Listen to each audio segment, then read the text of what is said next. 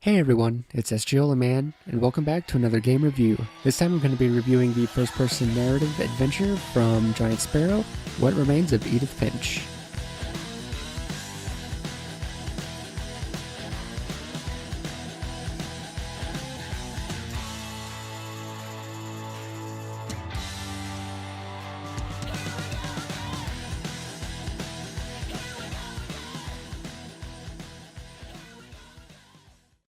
So for anybody who's watched my reviews before, I'm going to be changing it up a bit here. Normally I separate the story and aesthetics into one group and then the gameplay into another, but like I said, I'm going to be changing it up and we're going to see how this goes.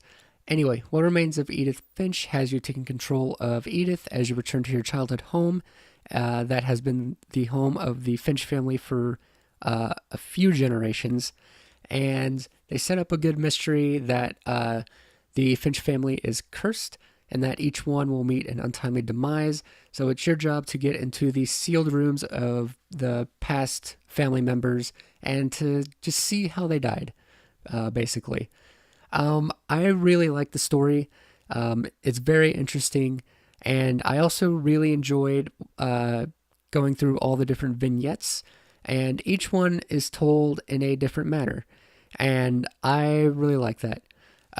When it works, it really works. My two favorite vignettes were one of a brother who was working in a cannery and his mind would often wander.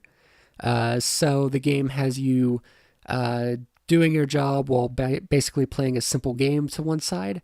And I don't know, I just really like that one. I also like the one about the uncle who was living in a bunker for 30 years, I think it was, basically living out the same day while knowing that there's a monster outside of his door. And I just found that one pretty interesting too.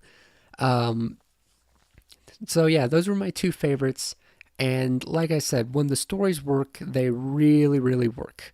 And I also thought the house was really cool. It had a really good atmosphere to it because there's a lot of just dark hallways and there's just stuff everywhere. And the detail that's put into the house is pretty cool. Um, and there's also like a lot of just hidden passageways that you find, and that's how you get into each room. So yeah, it was cool to explore the house in that way. Unfortunately, I wanted to explore a little bit more, but there's really no reason to. Like you'll come up to certain things, and like a text icon will come up, and you'll give your character, sorry, will give her general thoughts on some of the items, but other than that, there's not a whole lot there. And I just wish there was just like more chances to like just flesh out the house and I don't know, just to see more. And especially just to go back after you complete a vignette and just see what she thinks after a revelation about what happened to one of her family members. So, as I said, this is a first person narrative adventure. The game that it's going to draw the most comparisons to is Gone Home, but this game is way more interactive than that game. Uh, the reason being is that in this one, you actually control the characters as you go through their vignettes and you solve some pretty easy puzzles. Whereas in that one, it was pretty much just walk around the house, open up a dresser drawer, and read a note to try and piece together the story yourself. So really, it's just two different ways of thinking. Also, this game expands on some of the ideas from the Unfinished Swan. If you ever played that game, you'll remember that when you get to a new area, there's a new mechanic introduced, and you use that mechanic to solve some puzzles in that one as well.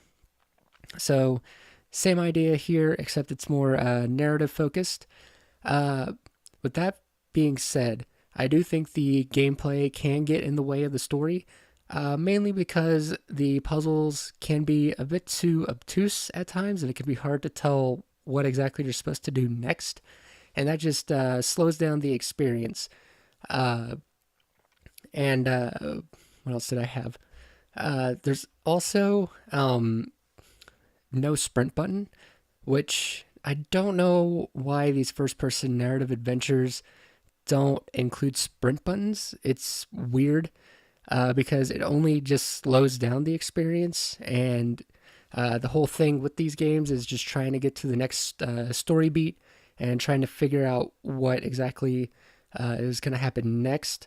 And like I said, a sprint button would really help with that.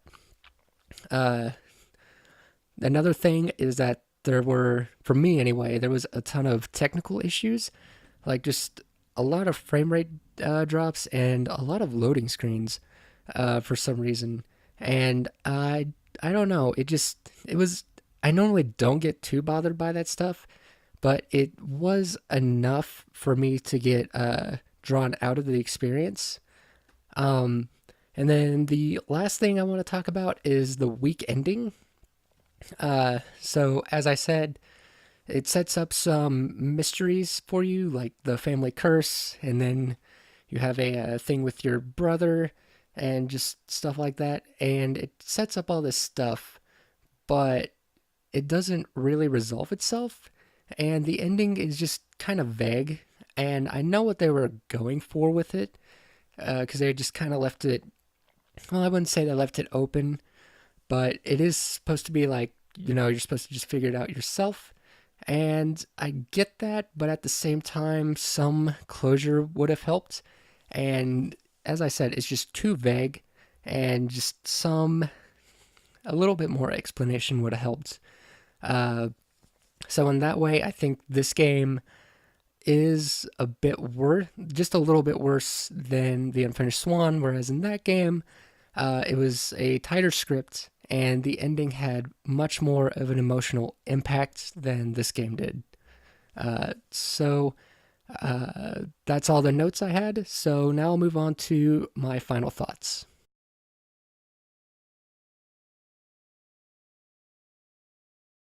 So I was debating with myself on what to actually give this game, and at first I was thinking that this game was just okay, but after I thought about it some more and just kind of slept on it overnight, I think this is ultimately a good game.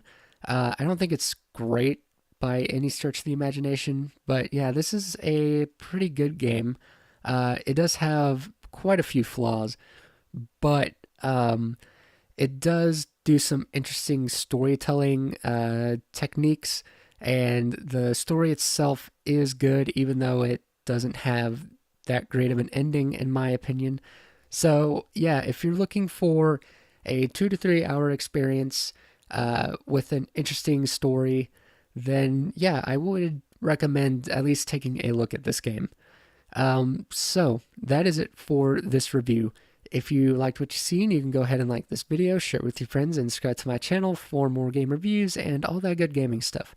Anyway, thank you guys for watching, and I will see you next time.